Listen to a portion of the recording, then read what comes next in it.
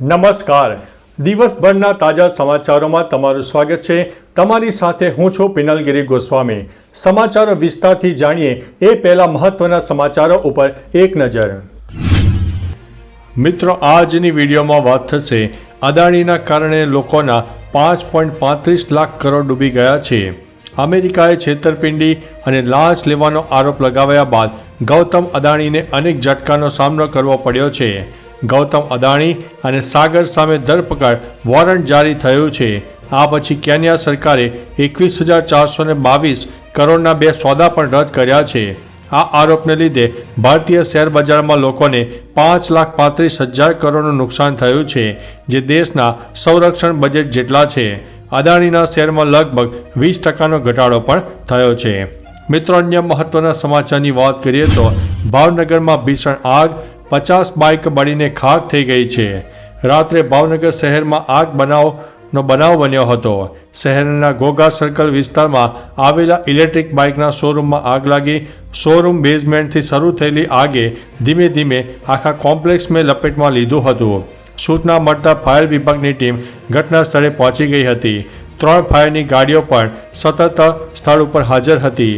આગમાં 50 જેટલી ઈ બાઇક બળીને પણ રાખ થઈ ગઈ છે. મિત્રો, અન્ય મહત્વના સમાચારની વાત કરીએ તો સરહદો પર રોબોટિક ડોગ્સ તૈનાત થશે. હવે દેશની સરહદો પર સૈનિકોની સાથે રોબોટિક ડોગ્સ પણ તૈનાત કરવામાં આવશે. આ રોબોટિક ડોગ્સ કોઈ પણ ઊંચા પહાડથી લઈને પાણીની ઊંડાઈમાં કામ કરવામાં સક્ષમ છે.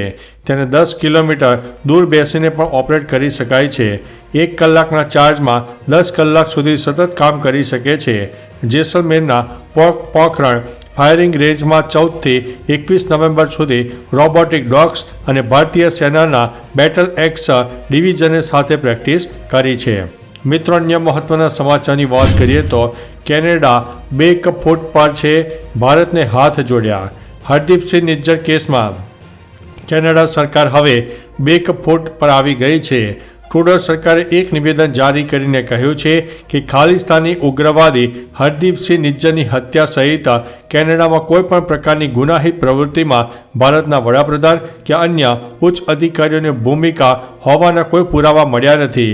કેનેડા સરકારે સ્પષ્ટતા કરી છે કે પીએમ મોદી, વિદેશ મંત્રી કે અજીત ડોભાલની કેનેડામાં ગુનાહિત પ્રવૃત્તિમાં કોઈ ભૂમિકા નથી.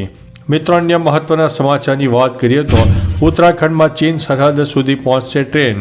લદ્દાખમાં ચીન સાથેનો તણાવ ભલે ઓછો થયો હોય, પરંતુ ભારે ભવિષ્યની ચિંતાઓ ભારતે વ્યક્ત કરી છે અને કામ શરૂ કરી દીધું છે.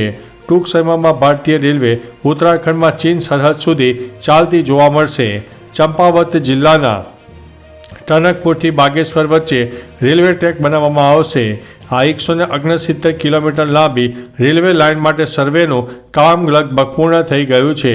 આ રેલવે લાઇન હિમાલયના ઊંચા પર્વતોમાંથી પસાર થઈને ચીન સરહદ સુધી પહોંચનારી છે. મિત્રો, અન્ય મહત્વના સમાચારની વાત કરીએ તો બાળકોને મફત ભણાવવા વાલીઓ કાગળ ઉપર ગરીબ બની રહ્યા છે. ગરીબ બાળકો માટે રાઇટ ટુ એજ્યુકેશન યોજના હેઠળ પ્રવેશ આપવામાં આવે છે, જે માટે વાલીની આવક 1.5 લાખ કે તેથી ઓછી હોવી જોઈએ. જો કે અમદાવાદના કેટલાક વાલીઓ યોજનાનો લાભ લેવા કાગળ ઉપર ગરીબ બની ગયા હોવાનું સામે આવી રહ્યું છે. વાર્ષિક 24 લાખ 20 લાખ આવક ધરાવતા વાલીઓએ આવકના ખોટા પુરાવા બનાવીને બાળકોનું એડમિશન આરટી હેઠળ કરાવ્યું હતું. આવા 140 એડમિશન ડીઈઓ દ્વારા રદ કરવામાં આવ્યા છે. મિત્રો, અન્ય મહત્વના સમાચારની વાત કરીએ તો સૌથી ટૂંકી મહિલા વિશ્વની સૌથી ઊંચી મહિલાને મળી. ગિનીસ બુક ઓફ વર્લ્ડ રેકોર્ડ્સે વિશ્વની સૌથી ઊંચી મહિલા રૂમેશા ગેલ્ગી અને વિશ્વની સૌથી ટૂંકી મહિલા જ્યોતિ આમગેના ફોટા અને વિડીયો શેર કર્યા છે. બંને મહિલાઓએ સાથે ચા પીધી અને પિઝા પણ ખાધા. વિશ્વની સૌથી ઊંચી મહિલા રૂમેશા તુર્કીની છે. તેની ઊંચાઈ 7 ફૂટ 7 ઇંચ છે. તો મહારાષ્ટ્રના નાગપુરની રહેવાસી જ્યોતિની ઊંચાઈ 2 ફૂટ છે, જે વિશ્વની સૌથી ટૂંકી મહિલા છે. મિત્રો, અન્ય મહત્વના સમાચારની વાત કરીએ તો અમદાવાદમાં રોગચાળો વકર્યો. આંકડો ચોંકાવનારો સામે આવ્યો છે. અમદાવાદમાં આ વર્ષે રોગચાળાના કેસમાં નોંધપાત્ર વધારો થયો છે, જેમાં દક્ષિણ ઝોનના બહેરામપુરા વોર્ડમાં 779 જેટલા કેસ નોંધાયા છે તથા ડેન્ગ્યુના સૌથી વધુ 116 કેસ ગોતા વોર્ડમાં નોંધવા પામ્યા છે. આ વર્ષની શરૂઆતથી જ અત્યાર સુધીમાં પાણીજન્ય અને મચ્છરજન્ય રોગના 20,000થી પણ વધુ કેસ નોંધાયા છે.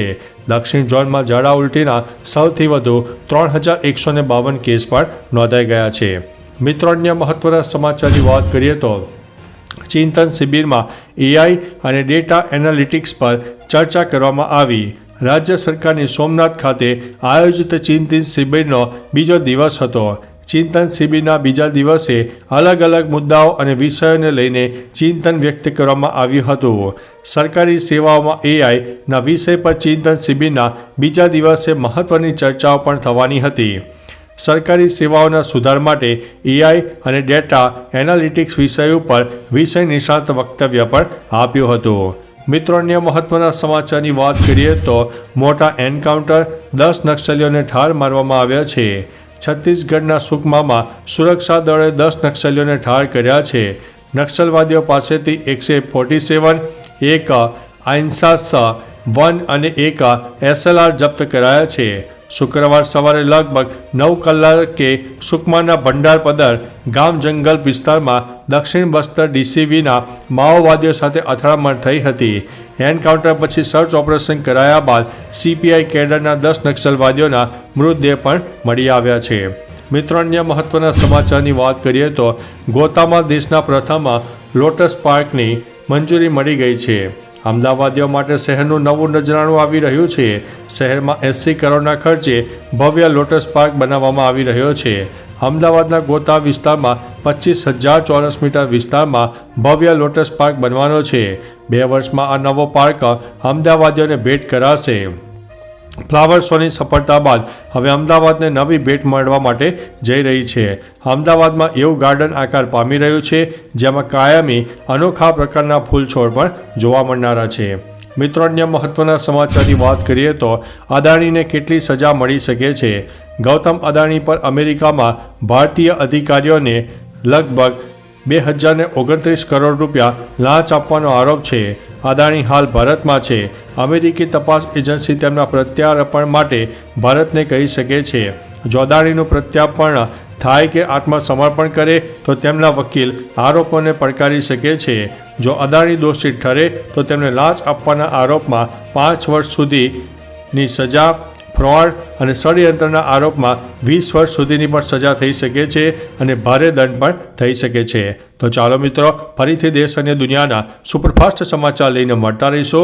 ત્યાં સુધી અમને રજા આપશો. નમસ્તે.